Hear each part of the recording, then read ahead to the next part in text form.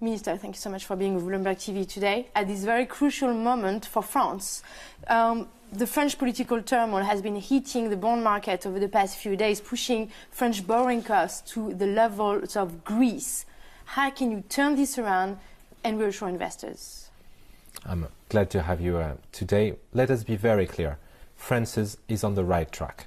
France's economy has got very solid arguments, and it needs to be repeated. First of all, as you know, we expect a growth of 1.1% in 2034. It will be above the Eurozone average. Second, we have an inflation under the 2%, which is now stable. And third of all, needs to be said, we have an unemployment which is at its lowest in 40 years in France. So we have a strong economy, we have solid arguments. And last but not least, we have a clear perspective. Our government, Michel Barnier's government, has a clear commitment to reduce the deficit. It will be done. It needs to be done. It needs to be done, but it's getting very difficult this week because obviously your government faces a possible motion of no confidence and could collapse as soon as this week. Michel Barnier, the Prime Minister, has already made some concessions, including on prices of electricity. What other concessions are you ready to make? Are you ready to tell us today in order for Marine Le Pen from the National Rally to abstain from a vote of no confidence?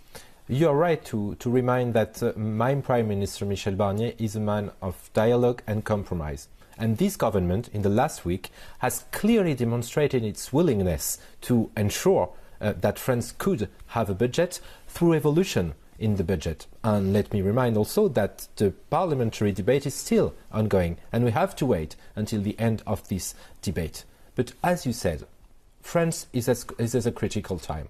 We have the arguments. We have the fundamentals.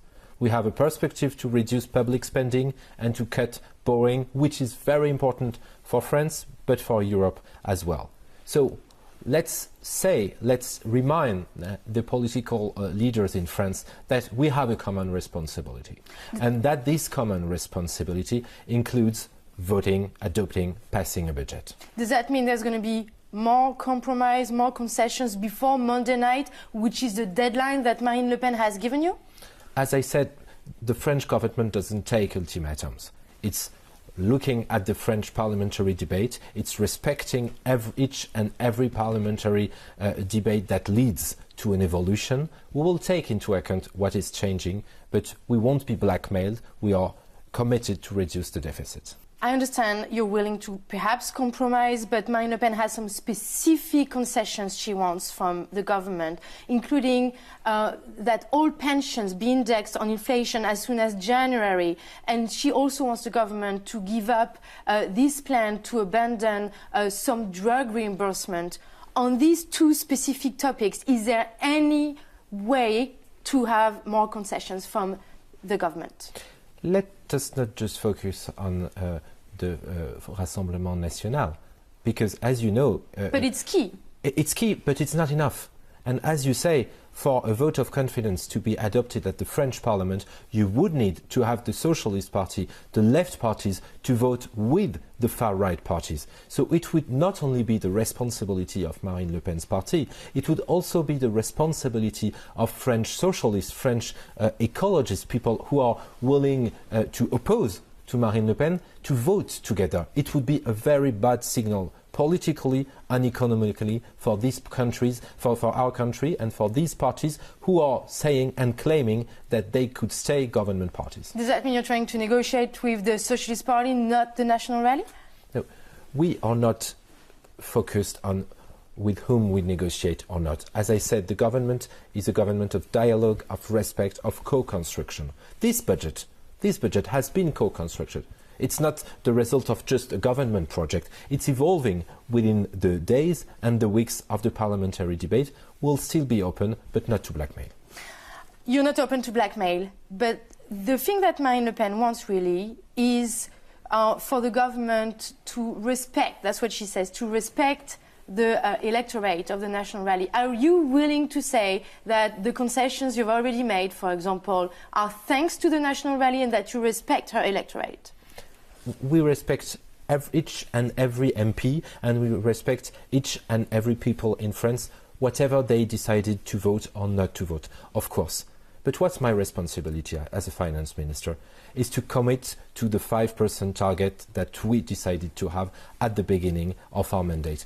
Not only for France or for the government, because it's now needed in order that Europe still remain a country, a continent of prosperity. That's what we aim at. And for that, we need all political leaders to be responsible. With these concessions that we've seen in the budget, they're going to cost about 10 billion euros. Does that mean you can actually keep this 5% deficit target? Or do you believe perhaps it will be slightly higher, like 5.5 or perhaps higher? As I told you, our commitment to reduce the budget deficit towards 5% in 2025 and towards 3% in 2029 is not an option.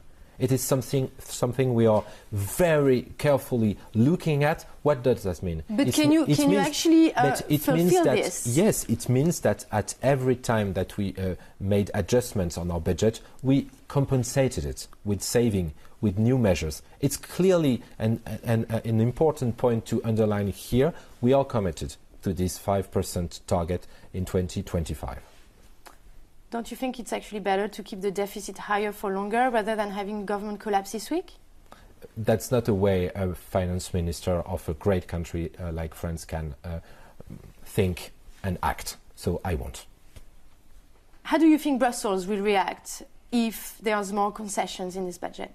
First, let me underline that Brussels already reacted.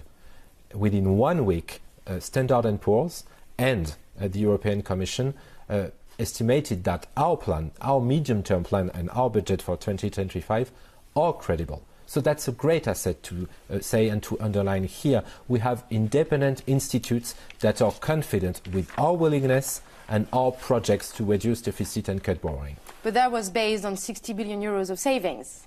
Yes, and as I told you, we will compensate every new measure we are taking because we are a responsible government committed with reducing the public deficit. So you've already found some spending cuts on how to finance this extra 10 billion euros of concession? But I don't know how you figure this these 10 billion euros. Laurent Saint-Martin, the budget minister, has said that over the weekend. I don't think he said that because it's not what he said, and a lot of this 10 billion is already compensated in the budget, and that's not the target we are thinking at.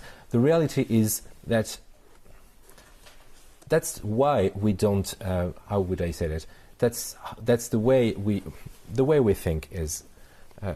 As at every time where we can reduce the taxes, we do it. But we can't reduce the taxes without finding new cuts in public spendings, because we are a responsible government and we are looking at our public spending targets.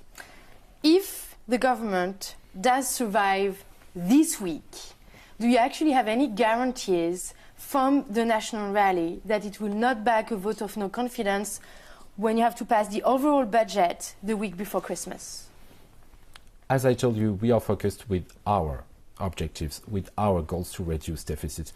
And we are looking very carefully at all political responsibles, not only the Rassemblement National, but also the left parties in France. And we are telling them we have a budget. We have a medium path. It has been clearly validated by the European Commission, by Standard & Poor's and other agencies. So whatever you think about the government, whatever you think about the project we are having now, the idea is, do you want France to have a budget or no? And can you measure the consequences of having no budget? So we are clearly committed that everyone is taking his responsibility. One quick question on rates. Michel Barnier said on Friday that France can no longer borrow money at what he calls reasonable rates. Currently, this rate on the 10-year bond is around 3%. What rate is unsustainable for France? Is it 3.5%? Is it higher than Italy? Is that unsustainable? France's signature is solid, very solid. And French public finances are very well considered by the markets. As you could see in the last week, we have finished our financing plan for the year, and markets are looking at the strength of the French economy, which I recalled earlier. So let's not say that France is not sustainable. The French debt is of quite high quality, and our investments are secure. So remaining at the level of Greece is sustainable? We are not at the level of Greece. France is not Greece. Let me tell it to you again. Greece has done an incredible job after the crisis to reduce public spending. But France is not Greece. France's economy is not Greece's economy. France is solid, has great arguments, and will still have them in the coming years. Final question. Longer term. We're talking about this week. There's a political turmoil. Let's think longer term. Given you have no majority, it's going to be difficult to pass some structural reforms over the next few months, even the next few years. How can you reassure investors longer term that, you know, a structural reform, there is still hope for a structural reform going forward, and that Germany and France can actually have together lasting reform in order to remain, you know, the drivers in Europe? First, let me remind you that France has done the largest structural reforms in Europe for years. Retirement, unemployment, labour market, it's been structural changes that have been a success in France. And as you know, France is now the first country looking at attractiveness, at economic and financial attractiveness in Europe. So that's a success, and we will keep this success. And we will keep reforming France regarding the labour duration, regarding unemployment, as it has been decided in the last weeks in France to reduce again unemployment, and in other fields, in particular innovation and growth. Because the way Europe and France in particular can stay and keep its role in the world is to push both innovation and growth, as the Mario Draghi reports made it very clear. And France is committed to keep this European leadership with Germany, with Italy, with Spain, with all European countries, so that this growth agenda could be the best answer to the international and trade tension that are going on now.